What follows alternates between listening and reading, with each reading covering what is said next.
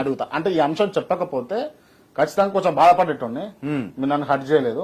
నేను హర్ట్ చేయను అలాగే ఎవరిని. ఎందుకంటే ఇప్పుడు రాముని నేను నమ్మట్లా, నేను యేసు ప్రభునే నమ్ముతున్నా. మీరు ప్రభువుని నమ్మట్లా, మీరు రాముడినే నమ్ముతున్నారు. కానీ మన ఇద్దరి మధ్య ఒక మంచి ప్రేమపూర్వక వాతావరణం కొనసాగాలంటే మీరు చెప్పింది నేను వినాలన్నా, నేను చెప్పింది మీరు వినాలన్నా గౌరవించుకోవాలి. మీరు ఆ మాట అన్నారు. సో కాబట్టి మీరు నా కోసం ప్రైజ్ దలాడి చెప్పి నా ప్రభువును గౌరవించినప్పుడు నేను మీకోసం జై శ్రీరామ్ అని చెప్పి మీ శ్రీరాముని గౌరవించడం వల్ల నాకు వచ్చిన నష్టం ఏమీ లేదు కదా. ఇంకా మిమ్మల్ని గెలుచుకోగలుగుతాను కదా నేను. మంచి పద్ధతే కదా అది. రైట్.